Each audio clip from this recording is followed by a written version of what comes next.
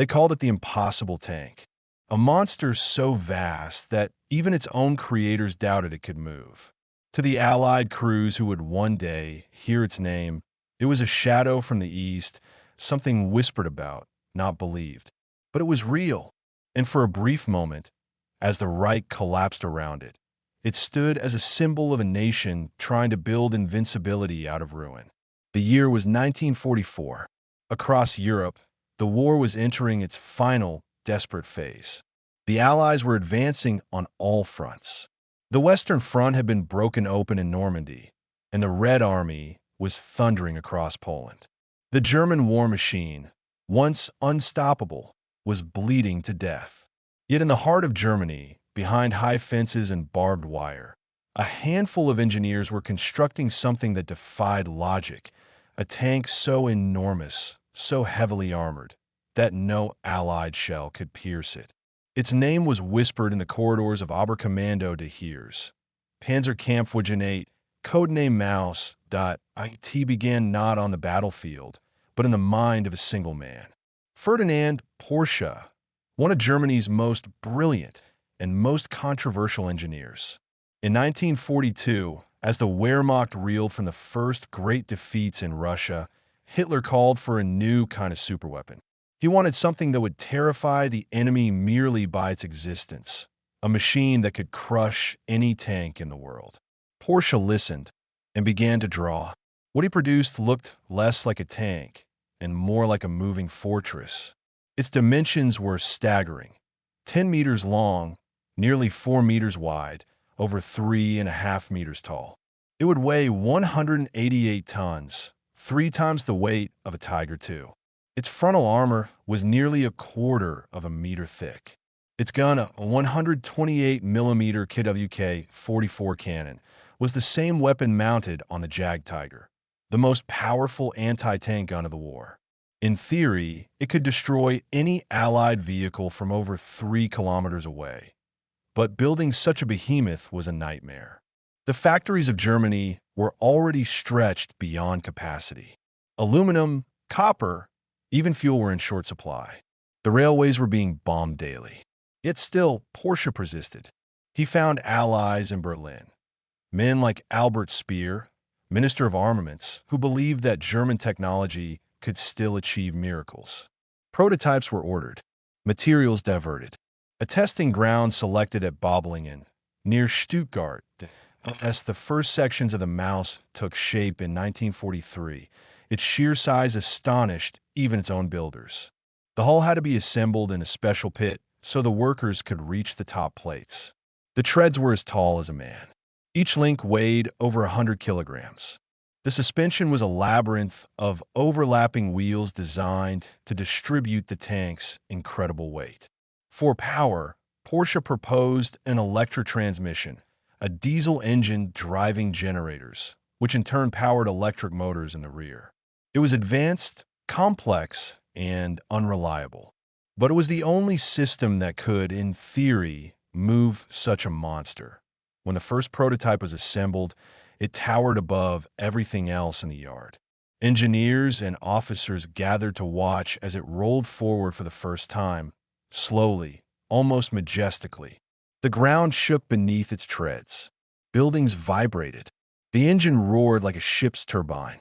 One observer described it as a moving bunker, impervious to the world.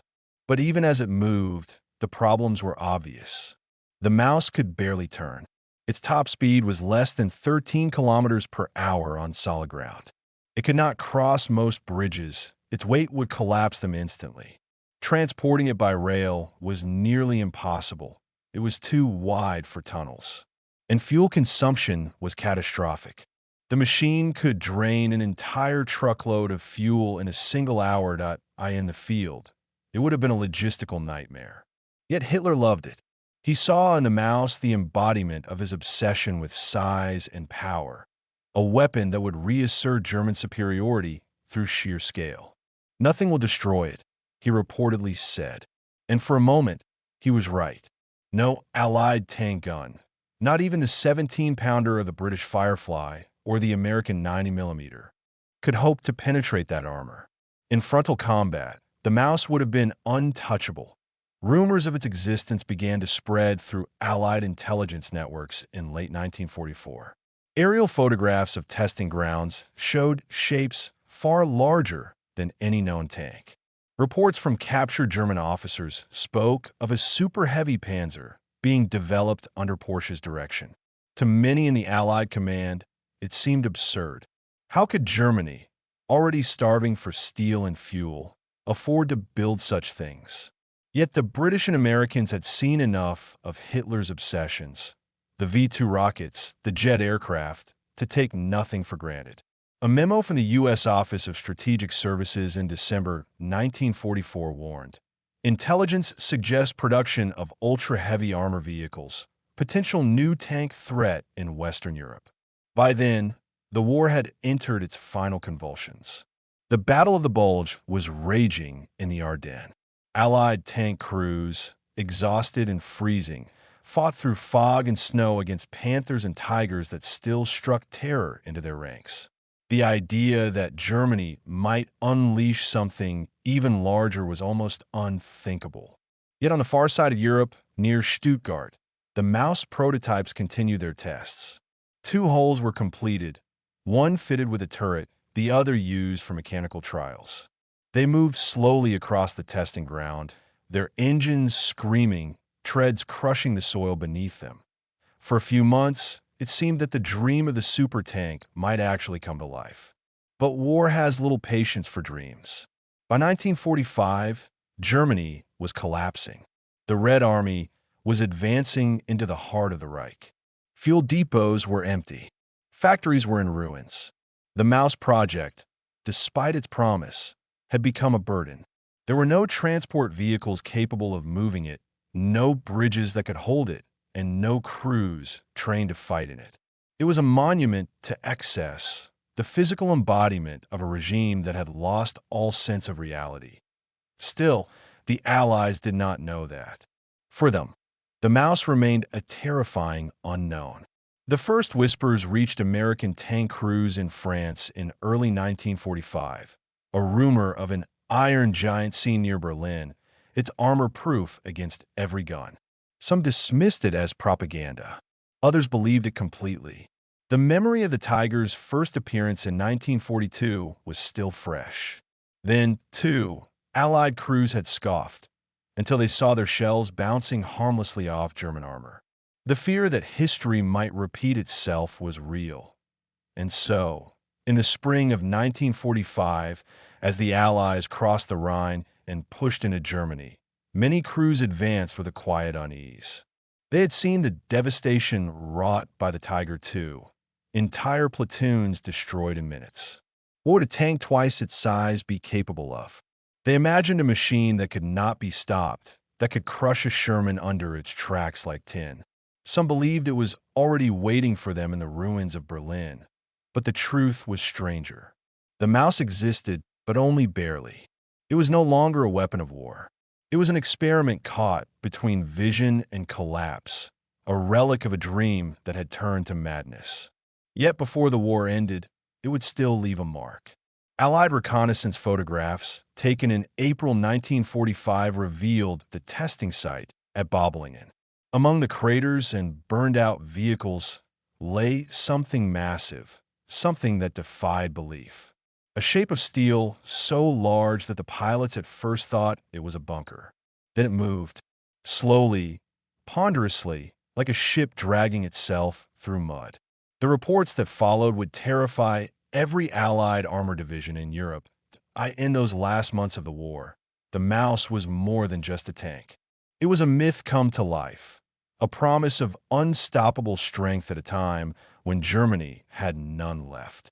For American crews moving east, it became a symbol of what might still be waiting beyond the horizon. They had fought tigers and panthers and survived.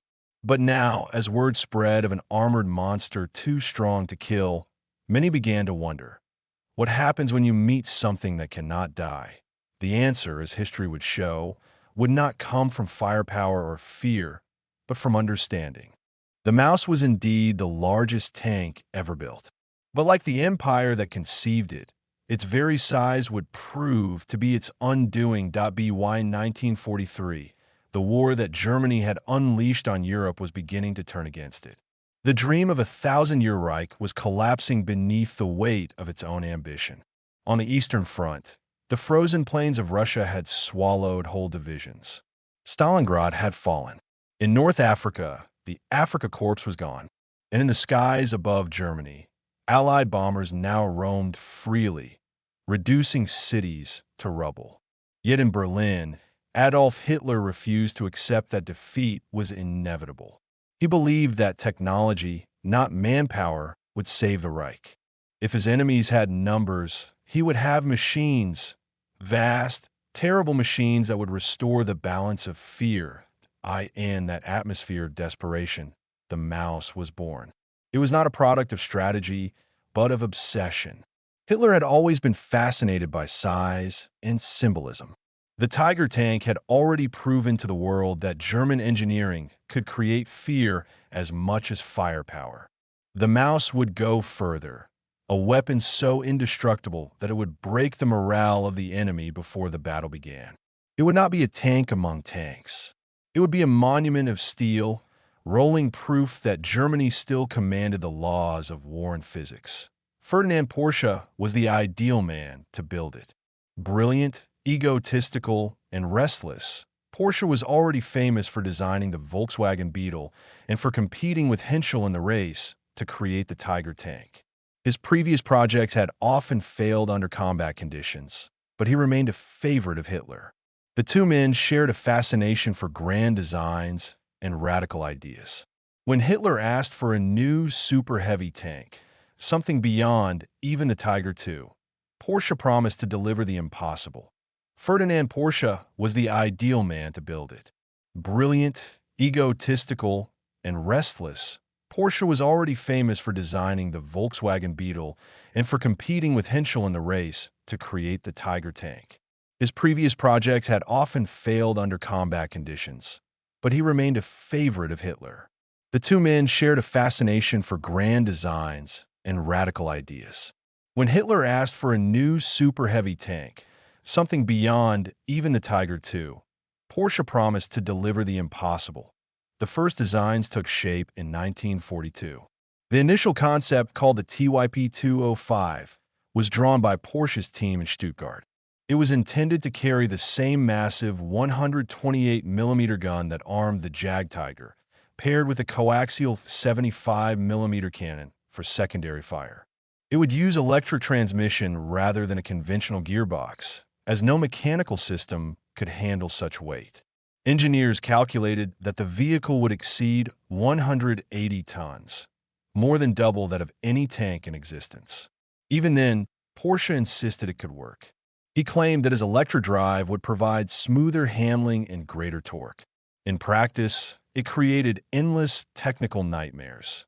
The sheer scale of the project required cooperation across Germany's shattered industrial landscape.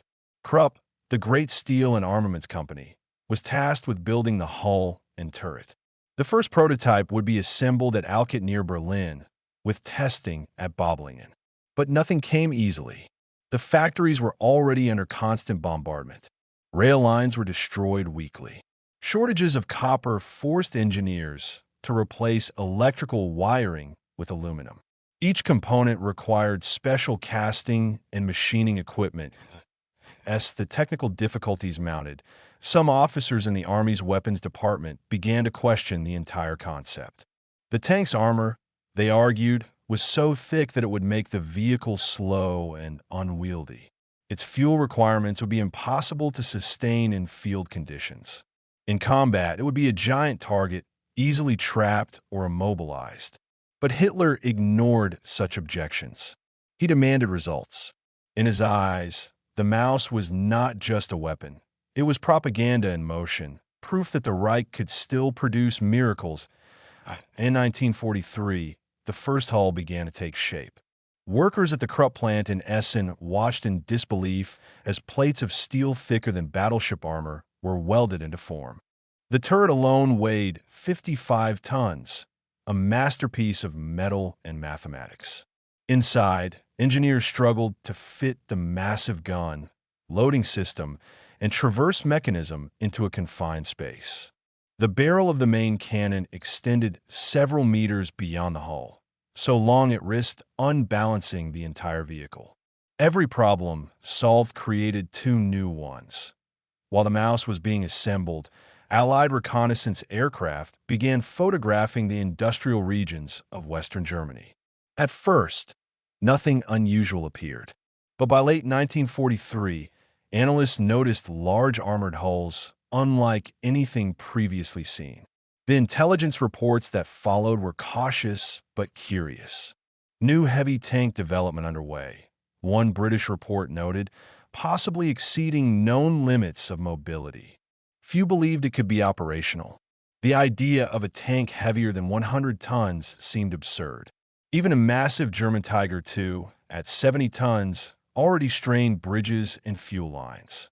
Surely 180 tons was madness. Inside Germany, however, the obsession only grew. By autumn, two hulls were under construction.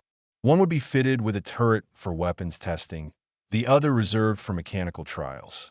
Engineers worked in secrecy, aware that the war might end before their creation was finished. The first test runs began in early 1944. The machine moved barely. Its top speed was under 13 kilometers per hour, and even that strained its engine to near breaking point. But to those watching, it was a spectacle. The ground shook with each turn of the tracks. The noise was deafening. Its armor shrugged off artillery fire. When shells were tested against its hull, they left only scratches. Reports of these trials reached Berlin within days. Hitler was delighted. He ordered that production continue at all costs. He dreamed of deploying entire battalions of Maus tanks to halt the Allied advance, sweeping away Shermans and Churchills like toys. Yet this dream was fantasy. There was no steel, no fuel, and no time. The Luftwaffe had lost control of the skies. Allied bombers destroyed supply convoys before they reached their destinations. Krupp's facilities were hit repeatedly, slowing progress to a crawl. Meanwhile, in the West, American and British intelligence agencies began to take the rumors more seriously. The Allies had already encountered German weapons that defied expectation. The jet-powered Me-262, the V-1 flying bomb, the V-2 rocket. If Germany was capable of those, could it also field a tank unlike anything before? Military planners began to quietly prepare. In early 1944, the U.S. Army Ordnance Department commissioned a series of studies on potential super-heavy German armor. These reports examined the possibility of tanks weighing over 150 tons, armed with high-velocity guns, and encased in nearly impregnable armor. The conclusion was sobering. If such a tank existed, no current Allied weapon could reliably defeat it in frontal combat. The fear spread quickly among field officers.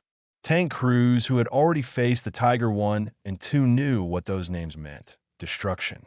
The Tiger I had first appeared near Leningrad in 1942, and its debut on the Western Front in Tunisia had shocked the Allies. It could destroy a Sherman from over a mile away. The Tiger II, introduced in 1944, was even worse. Thicker armor, a longer 88mm gun, and a terrifying presence on the battlefield. If Germany now had something even larger, heavier, and more powerful, it could stall the Allied advance for months. Yet within the German high command, not everyone shared Hitler's enthusiasm. General Heinz Guderian, Inspector General of Armored Troops, saw the Maus as a mistake. He believed in mobility, speed, and concentrated firepower, not monstrous tanks that could barely move. In a meeting in 1944, Guderian argued that every man and ton of steel used on the Maus could have built several Panthers instead. But his protests were ignored. The Reich was beyond logic. The Führer's will was LWWII mid-1944. The Maus was nearing completion. The first prototype, V1, was ready for full testing. Its hull was painted dark gray, the turret massive and angular. when it rolled out of the factory for its first trial. Even seasoned soldiers stood in silence. The tank dwarfed everything around it. The tracks crushed the ground beneath them into deep ruts. Engineers watched nervously as it climbed a slope, slow but unstoppable. It seemed less like a machine and more like a moving fortress. In secret memos, German engineers admitted the truth. The Maus was impractical, but magnificent. Its armor could withstand direct hits from the heaviest Allied guns. It could destroy any enemy tank long before the enemy could approach. But it was too heavy for war. Every road and bridge would crumble under its weight. Every kilometer traveled would drain its precious fuel reserves. To deploy it was to immobilize it. Still, the myth persisted. In propaganda circles, rumors of a super tank began to circulate, the panzer that would turn the tide. Even as the front collapsed and cities burned, Hitler's faith in the Maus remained unbroken. In March 1945, as Soviet troops advanced into Pomerania, he ordered that the prototypes be defended at all costs. These vehicles, he declared, will save Germany. It was a statement of desperation, not reason. For the Allies, those words were not yet known. What they did know was that German engineers had never stopped creating. Every new weapon they encountered, every jet, every rocket, every heavy tank, had appeared without warning. And now, as reconnaissance aircraft photographed strange shapes in the forests of southern Germany, a question began to form in the minds of the men who would soon fight there. What if the rumors were true? What if somewhere in the heart of the Reich, a new kind of monster was waiting? The Maus had become more than a weapon. It was a symbol of German pride, of delusion, of a final attempt to build salvation from steel. It embodied the paradox of the Third Reich. Genius and madness fused into a single creation. Even unfinished, even immobile, it captured the imagination of all who saw it. The largest tank ever built was almost ready, but it would never know the battlefield it was meant to dominate. And yet, in that final year, as Allied tank crews moved deeper into Germany, its shadow stretched ahead of them. The Maus had already done what it was built to do. It had inspired fear. WWII, the beginning of 1945, the Third Reich was crumbling, but its imagination had not. Across Germany, engineers continued to work in secret, building machines for a future that no longer existed. The Maus was one of them. Vast, motionless, and unfinished, yet still guarded as though it were the key to victory. The prototypes stood at the Boblingen Proving Ground, south of Stuttgart, surrounded by barbed wire and camouflage nets. To the men who worked there, it was already clear that the war was lost. Yet orders still came from Berlin to keep testing, to refine the engines, to prepare for an eventual deployment that would never come to the front. The Allied armies were closing in. In the west, the Rhine had been crossed. In the east, Soviet armor was already on German soil. But among the soldiers and airmen advancing into the Reich, there was a persistent rumor that the Germans had developed something new, something enormous, that no gun could stop.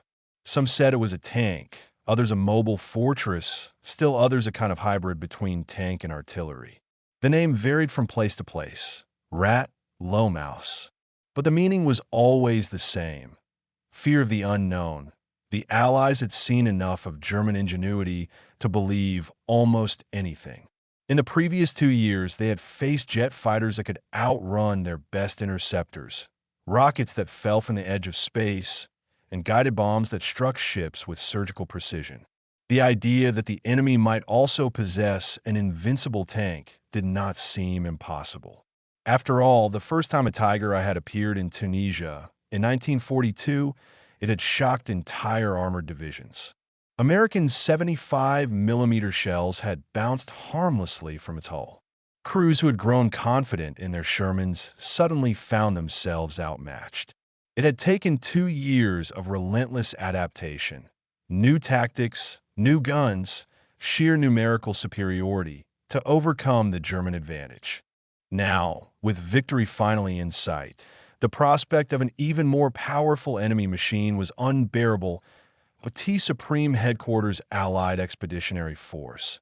Intelligence officers studied every captured document, every report from the front. Some spoke of heavy armor projects still underway in Germany. Others described rail cars built to carry immense loads, or new workshops deep underground. One British analyst, reviewing aerial reconnaissance photographs from the Stuttgart region, noticed a series of enormous concrete test tracks unlike anything else in the Reich.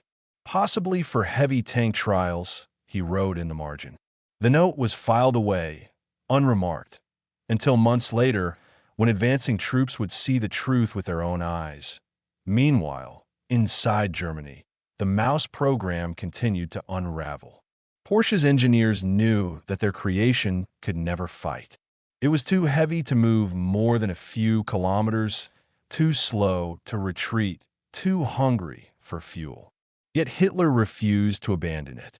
In December 1944, he ordered that production of 10 vehicles should begin as soon as possible.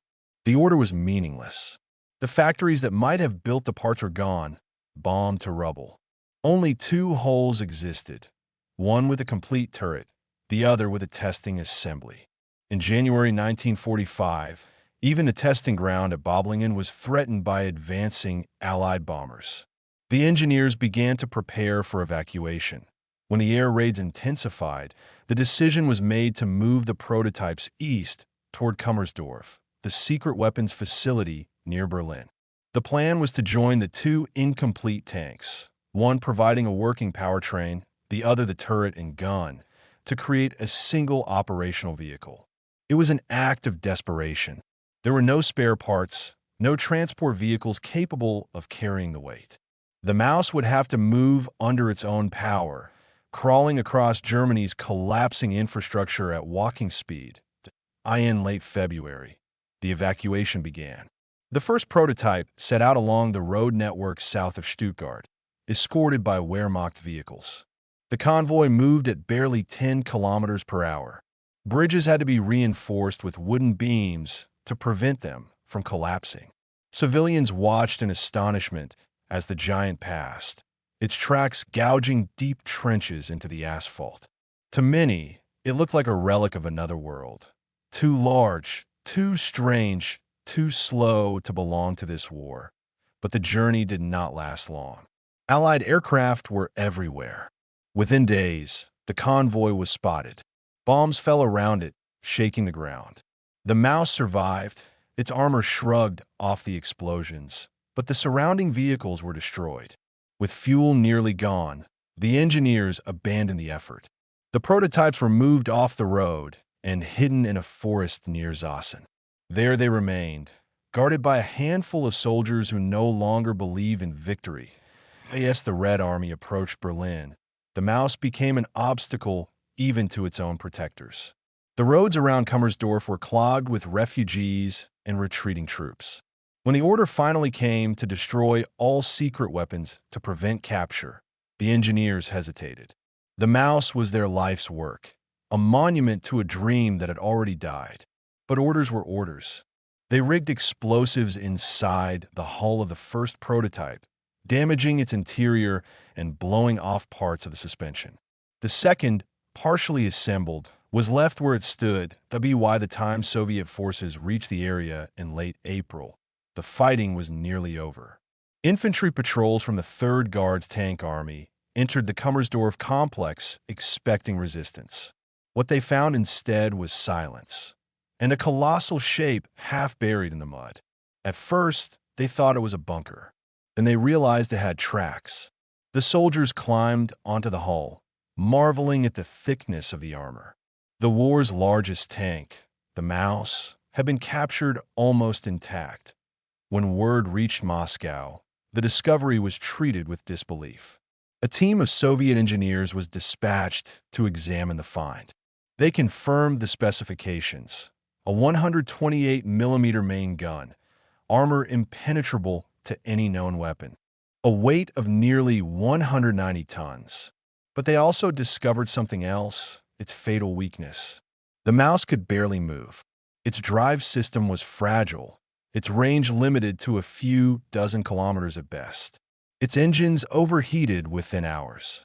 The crew would have suffocated inside without proper ventilation. It was, one Soviet officer wrote, a tank that defeats itself. While the Soviets studied the machine, Allied tank crews in the West still had no idea what had been found. Rumors continued to spread. Some claimed that an enormous tank had been seen near Berlin, firing from behind a ridge.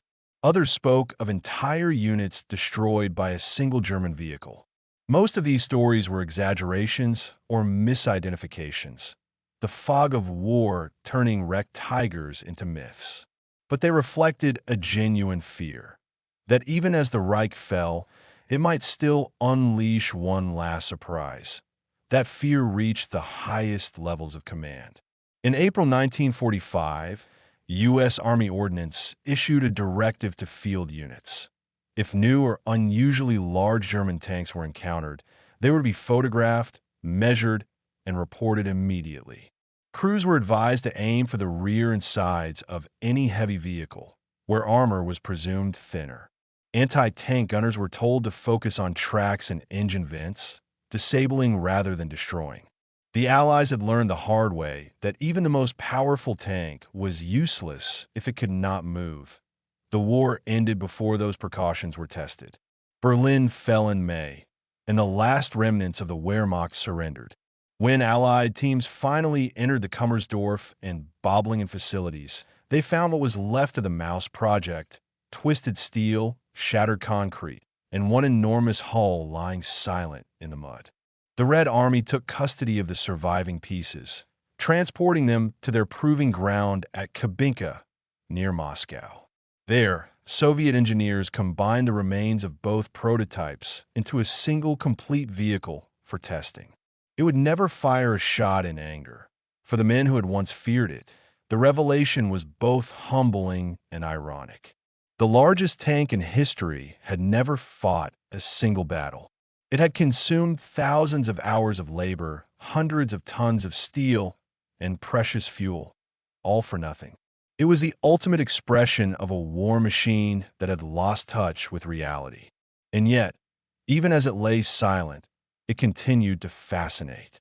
Allied officers who saw the captured Maus described it with a kind of awe. One American report called it a masterpiece of engineering futility. Another simply noted, no tank of this scale could ever have existed except in Germany. The myth had been greater than the machine. The fear it inspired had done more damage than its armor ever could. In that sense, the Maus had achieved its purpose, not as a weapon of war, but as a psychological monument. It had shown how the idea of invincibility could be as powerful as invincibility itself. As 1945 turned to peace and Europe began to rebuild, the Maus became a curiosity. Its remains were studied, photographed, and measured, then forgotten.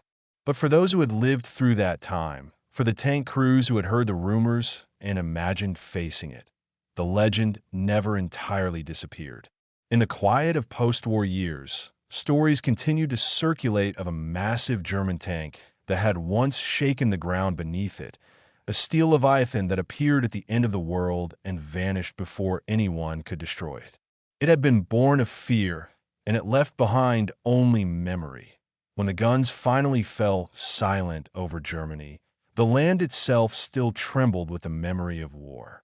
Bridges lay broken across rivers, roads were cratered, forests burned to black ash.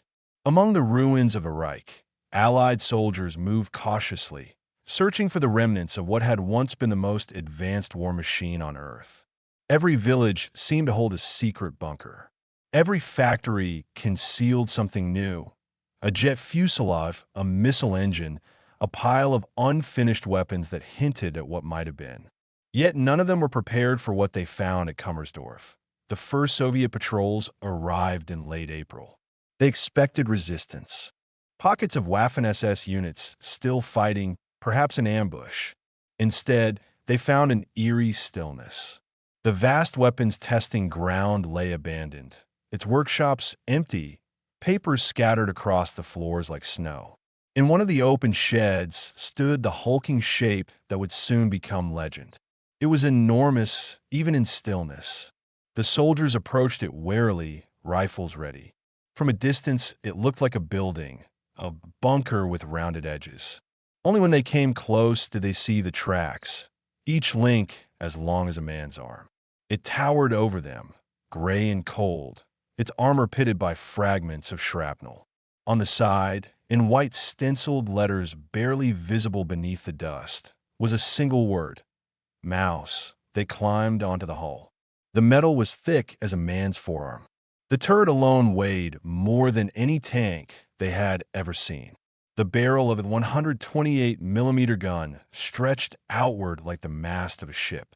Everything about it felt wrong. The proportions, the scale, the audacity of it. The Soviets had captured Tigers and Panthers before. They knew German engineering well. But this was different. This was not a weapon meant for war. It was an attempt to rewrite the laws of possibility. Engineers from the 2nd Guards Tank Army were called in to examine the find. They brought calipers, notebooks, and disbelief. They measured the thickness of the front plate, 240 millimeters. No shell in their arsenal could penetrate it. They tested the recoil mechanism, the gun's elevation, the electrical controls. They found that even turning the turret required a complex series of motors and generators. Inside the hull, the smell of oil and burned wiring lingered. There was space for a 6-man crew, but no comfort. Narrow passageways lined with cables and steel. The engine bay was immense, housing the Maybach power plant and the electrical transmission system. Everything about it was precise, intricate, overbuilt. Yet when they tried to start the engine, nothing happened. The Maus was silent. It had not moved in weeks. Back in Moscow, reports of the discovery caused a sensation. The largest tank ever built, found almost intact in the ruins of Hitler's empire. It was proof of the enemy's madness and genius combined. Stalin himself ordered that it be recovered and brought to the Soviet proving ground at Kubinka for study. But the task was monumental. The Maus weighed more than any transport system could bear. The bridges between Berlin and Moscow could not hold it. And so, engineers did the only thing possible. They dismantled it, piece by piece, loading the hull and turret onto separate railcars reinforced with steel beams. What began as a technical operation soon became an act of archaeology, uncovering the last relic of Germany's dream of mechanical invincibility. While the Soviets prepared the transport, the Western Allies were making their own discoveries. American forces advancing through southern Germany reached the Böblingen test site in early May. There they found a second prototype, or what remained of it. The roof of the workshop had collapsed under bombing, burying part of the tank beneath rubble. Even damaged, it was astonishing. Officers from the U.S. Army Ordnance Corps walked around it in silence, measuring its armor, photographing its details. One described it later as a battleship stranded on land.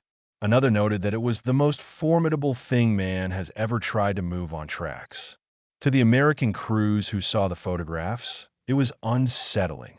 The idea that they might have faced such a monster on the battlefield chilled them. The Sherman, the workhorse of the U.S. Army, weighed barely 30 tons. Even the formidable Pershing reached only 45. Against 188 tons of armor and a 128mm gun, they would have stood no chance. It was a reminder of how close technology had come to outpacing human reason. Yet the engineers who examined the wreckage also saw the flaw. The Maus's armor was its prison. Its engine, straining under the weight, could barely push it beyond walking speed. It was too wide for roads, too heavy for bridges, too slow to retreat. On a real battlefield, it would have been helpless without perfect terrain and constant fuel supply. It was not a tank. It was a fortress pretending to move to Kubinka. The reconstruction took months. Soviet engineers combined the damaged hull from Germany with the intact turret recovered from Kummersdorf. When at last they finished, the result was a single, monstrous vehicle painted in dark green and red primer. In early 1946, They prepared to test it. Mechanics primed the engines, checked the electrical lines, and cleared the proving ground. When the engine finally roared to life, the sound was like thunder rolling across the plain. The Maus moved forward, slowly, deliberately. Every vibration could be felt through the ground. Observers stood back, shielding their faces from clouds of dust kicked up by the giant treads. At a speed of just over 12 kilometers per hour, it crept along the test track. It turned, barely grinding the earth into trenches. It crossed a small hill, then halted. The test lasted less than an hour, but it was enough. The Maus could move, but only just. Its cooling system overheated, its electrical motors drew too much power, and its transmission threatened to fail at every gear change. In open terrain, without mechanical support, it would have been stranded within minutes. The engineers recorded their findings with clinical precision. Their conclusion was blunt: impressive armor, impractical design, ineffective weapon. Still, the test had value. The Soviets had learned much about German metallurgy, welding techniques, and the limits of armored construction. The Maus became an exhibit, a symbol of the dangers of excess. It stood at the proving ground for years, an object of fascination for visiting officers. Photographs of it circulated quietly among Western analysts. To American ordnance experts, it confirmed what they had long suspected, that the pursuit of size and power without balance leads only to failure. Yet the psychological impact endured. The myth of the Maus spread faster than the facts. Soldiers returning from Europe told stories of giant tanks buried in forests, of engines so loud they could be heard for miles. Newspapers published exaggerated sketches, depicting the Maus as a mobile fortress capable of crushing entire battalions. In popular imagination, it became the ultimate secret weapon, the last gasp of Nazi science hidden somewhere in the ruins. For years afterward, rumor and speculation surrounded it. Some claimed that several had been completed and hidden.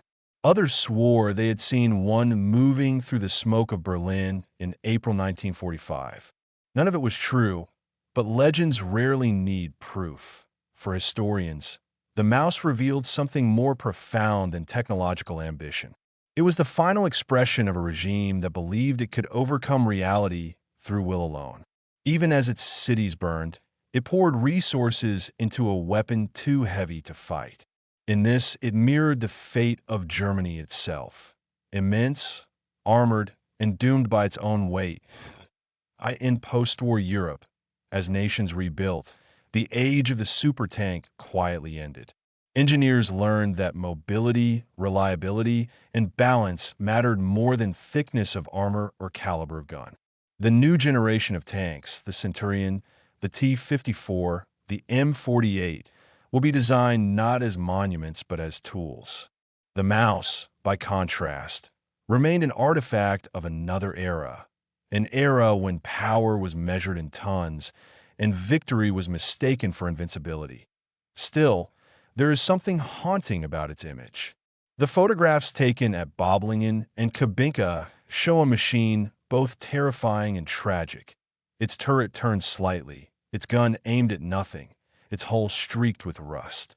It looks less like a weapon than a relic, a fossilized idea from a world that believed war could be conquered by scale. For the men who fought in 1944 and 1945, the Maus existed more as a fear than as a fact. They never faced it in battle. Yet the rumor that it might exist was enough to unsettle even the bravest crews. In that sense, the Maus achieved what it was meant to do.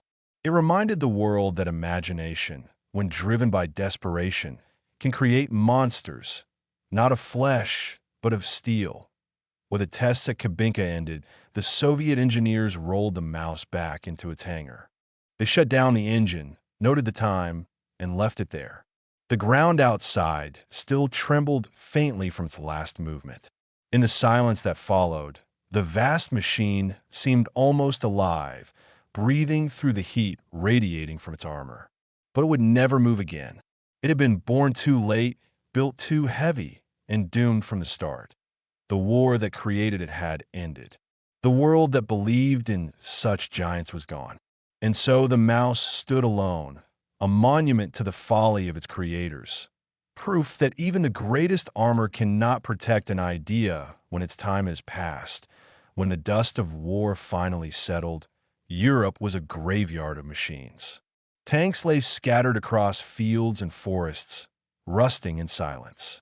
Burned-out Shermans, shattered Panthers, broken Stooges, each one a fragment of a vast and terrible story. Among them, the mouse was something different.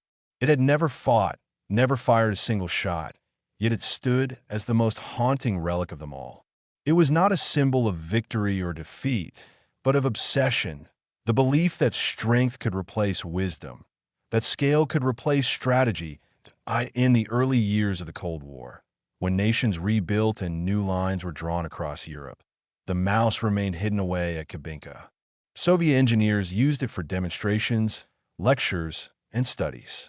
Visitors would stand beneath its enormous turret and feel dwarfed by it, as though standing in the shadow of a monument to another age. They touched the armor, impossibly thick, and wondered how anyone could have thought it necessary. They stared into the hollow barrel of the 128mm gun, now cold and silent, and felt something close to disbelief. The mouse had become a museum piece almost before it had ever been a weapon. In those years, the world's armies were learning new lessons. The next generation of tanks would not follow the mouse's path. Designers studied its limitations, the weight that made it immobile, the complexity that made it fragile, the arrogance that made it inevitable. The future would belong to speed, efficiency, and balance. It was no longer the era of giants, but of adaptability. Yet even as the technology evolved, the image of the mouse lingered, a ghostly reminder of how close humanity had come to creating something unstoppable and unmanageable. The mouse was more than a machine. It was a reflection of a nation's state of mind at the edge of collapse. It was built not from necessity, but from fear. Fear of defeat, fear of weakness, fear that the empire which had once seemed eternal was already crumbling beneath its own weight. For Hitler, the mouse represented redemption, proof that Germany could still dominate through engineering, if not through strategy. For the engineers who built it, it was both pride and punishment. They knew it was impractical, but they could not resist the challenge. In the dying days of the war, the mouse gave them purpose, even as everything else fell apart. When Allied officers first saw the blueprints, many were stunned not only by the tank size, but by the effort it represented. Thousands of man-hours, entire facilities, and countless tons of steel had been spent on something that could never truly fight. In retrospect, the mouse was not a weapon at all. It was a sculpture of power, a monument cast in armor, meant to project invincibility to a world already lost to chaos. It was the embodiment of a nation's desire to freeze history at the moment of its greatest strength. But history cannot be stopped. By the time the mouse was completed, the Reich that ordered it no longer existed. Its creator, Ferdinand Porsche, had already been stripped of influence.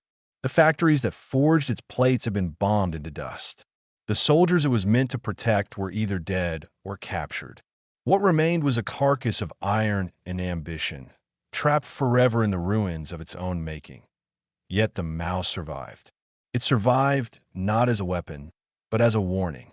At Kubinka, it stood for decades, repainted, repaired, photographed by generations of visitors. Historians came from around the world to see it, to touch the steel that had once been the thickest armor ever built. They spoke of its technical marvels, the electric transmission, the innovative suspension, the precision welding.